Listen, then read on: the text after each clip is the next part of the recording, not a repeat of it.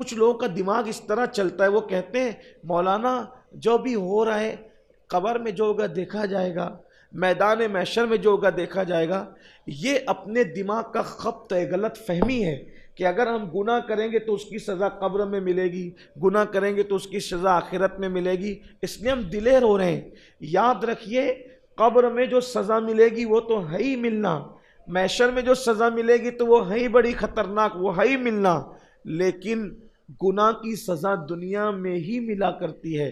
اور اللہ اپنے بندوں کو بتاتا ہے کہ بندے جب تیری دنیا کی سزا اتنی سخت ہے جو میں تجھے دے رہا ہوں کہ تو تڑپ رہا ہے، بے چین ہو رہا ہے، تو جب دنیا میں میں تجھے یہ سزا دے رہا ہوں تو سدھر جا، توبہ کر، ہوشیار ہو جا۔ تو جب دنیا کی سزا اتنی خطرناک ہے تو آخرت کی سزا کتنی خطرناک ہوگی۔ یہ دنیا کی سزائیں جھلکیاں ہیں، جھلکیاں۔ اب آپ سوچو صرف ہمارا سر ہی درد کرے، توجہ کرنا، اگر کبھی ہمارا صرف کچھ نہیں ہو، صرف سر ہی درد کرے، یعنی کہ ہلکا ہلکا میٹھا میٹھا جو سر میں درد ہو اس کی بات نہیں کرتا، تیز کا درد ہو تو ہم کیسے تڑپنے لگتے ہیں۔ اب آپ مجھے بتائیے کہ جب ہم اللہ کے دی ہوئی سزا کے طور پر، اللہ جب بطور سزا اگر ہمارے سر میں صرف درد ہی پیدا کر دے تو ہم اس کو برداشت نہیں کر سکتے، تو وہ جو آخرت کے اندر جو چابک لے کر کے فرشتے موجود ہیں، ہتھوڑے لے کر کے جو فرشتے موجود ہیں، جہنم کے جو بچھو جہنم کے اندر انتظار کر رہے ہیں اللہ کے نافرمان لوگوں کا، ہے برداشت کرنے کی طاقت؟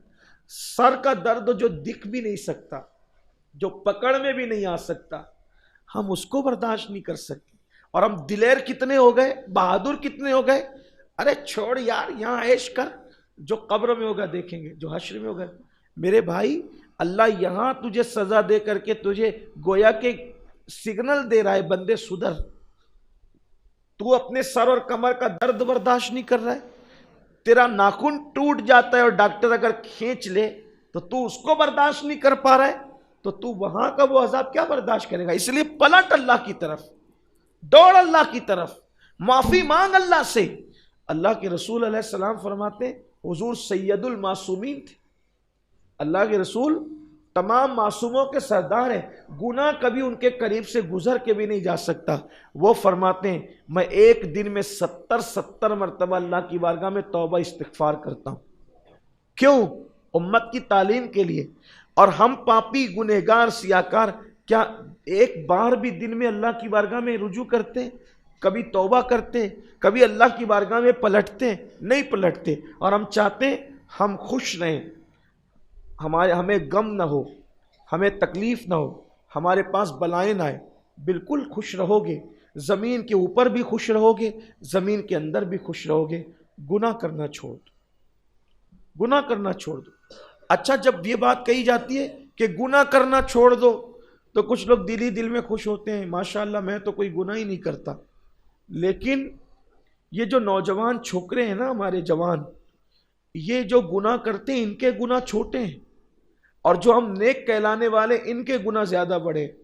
جیسے مثال کے طور پہ، برا نہیں ماننا، ایک مثال دیتا ہوں، نوجوان لڑکے کر رہے ہیں زنا، سب کو برا لگ رہا ہے، سب برا مان رہے ہیں، کوئی پکڑا گیا تو اس کا بائیکاٹ بھی ہوتا ہے، ہونا بھی چاہیے، کیونکہ زنا ہے بہت بری چیز، اتنی بری چیز ہے کہ زنا کرنے والا جب غسل کرتا ہے تو اس کے ہر قطرے کے بدلے میں شیطان پیدا ہوتے ہیں، اور وہ شیطان قیامت تک پاپ کرتے رہیں گے، اور ان سب کا عذاب اس کے سر ڈالا جائے گا جس کے زنا سے وہ پیدا ہوئے تھے۔ پھر اس کے بعد یہ ہے کہ زنا کرنے والا جب غسل کرتا ہے اس کا جسم تو پاک ہو جاتا ہے غسل کرنے سے، لیکن اس کے دل پر وہ جو زنا کا پاپ کا دھبا لگتا ہے، 7 سمندر کے پانی سے بھی اگر اس کو دھلا جائے تو وہ دھلا نہیں جا سکتا، بہت برا جرم ہے۔ پھر اس کی زنا کی سزا اس کی نسلوں تک ملتی رہے گی۔ ٹھیک ہے، یہ لوگ کر رہے ہیں، بری چیز ہے، بہت بری چیز ہے، بہت بری چیز ہے، اس کا تو بیان ہی نہیں ہو سکتا۔ زمین لعنت کرتی ہے، عرش ہلتا ہے، عرش کانپتا ہے، جب کوئی زنا کرتا ہے تو عرش کانپ جاتا ہے، اور ایسا لگتا ہے کہ آسمان ٹوٹ کر ابھی گر جائے گا، لیکن اللہ تبارک و تعالیٰ اپنے کرم سے آسمان کو ٹوٹنے سے روک دیتا ہے، ورنہ آسمان پھڑپھڑانے لگتا ہے، اگر لوگوں کو زنا کا وبال پتہ چل جائے تو لوگ زمین میں دھس جانا گوارا کریں گے، لیکن کبھی زنا کرنا گوارا نہیں کریں گے۔ یہ زنا ہے، یہ گناہ ہے۔